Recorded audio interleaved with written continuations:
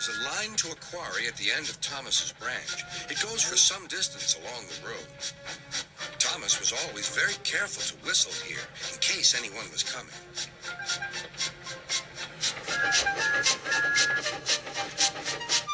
Early one morning, a large policeman was sitting close to the line.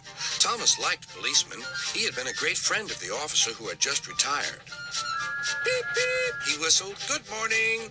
Thomas expected that the new officer would be friendly too, but he was sorry to see that he didn't look friendly at all. He was red in the face and very cross. Disgraceful, he spluttered. I didn't sleep a wink last night. It was so quiet, and now engines come whistling suddenly behind me. I'm sorry, sir, said Thomas. I only said good morning. The policeman pointed to Thomas. Where's your cow catcher? He asked. But I don't catch cows, sir. Don't be funny, snapped the policeman. He looked at Thomas's wheels. No side plates either. And he wrote in his notebook. Engines going on public roads must have their wheels covered and a cow catcher in front to protect people and animals from being dragged under the wheels if they stray onto the line. You haven't, so you are dangerous. Rubbish, said Thomas's driver. We've been along here hundreds of times and never had an accident. That makes it worse, the policeman answered. He wrote regular lawbreaker in his book. Thomas puffed sadly away.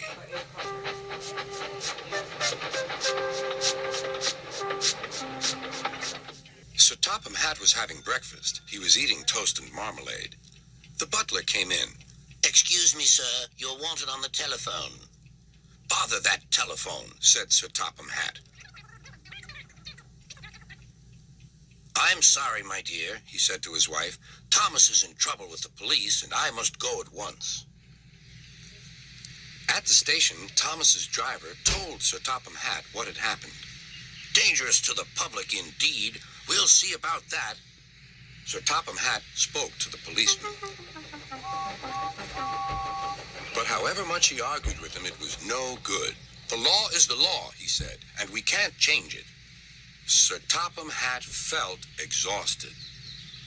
I'm sorry, driver, he said. It's no use arguing with policemen. We will have to make those cowcatcher things for Thomas, I suppose.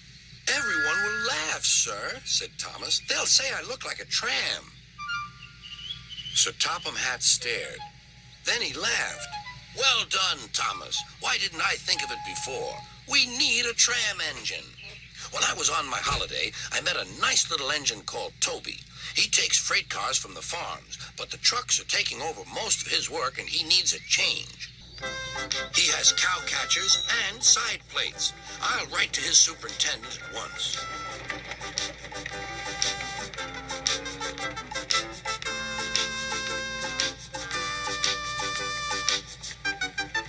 A few days later, Toby arrived. That's a good engine, said Sir Topham Hatt.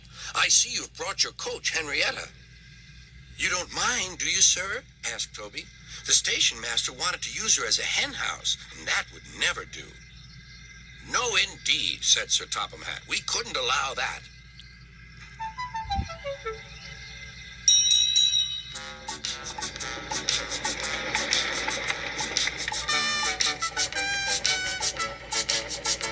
Toby made the silly cars behave even better than Thomas did.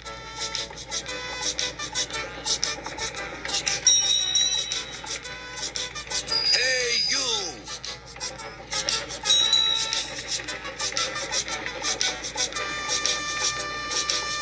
At first, Thomas was jealous, but he was so pleased when Toby rang his bell and frightened the policeman. They've been firm friends ever since.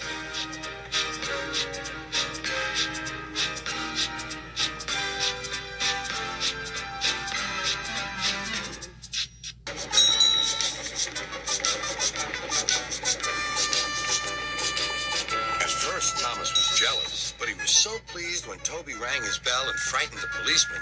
They've been firm friends ever since.